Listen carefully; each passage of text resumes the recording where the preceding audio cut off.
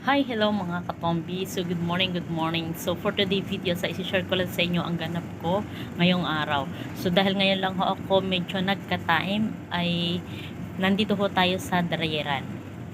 So, ayan na yung damit na pinapadryer ko. Dito pala sa Paris, ay syempre ang aming gamit sa bahay ay washing machine. At tapos lumalabas kami, tapos siya nagpapadryer kami dito ng damit. Yan. Dito hinuhulog ang pera. Nakita nyo yan, number 34.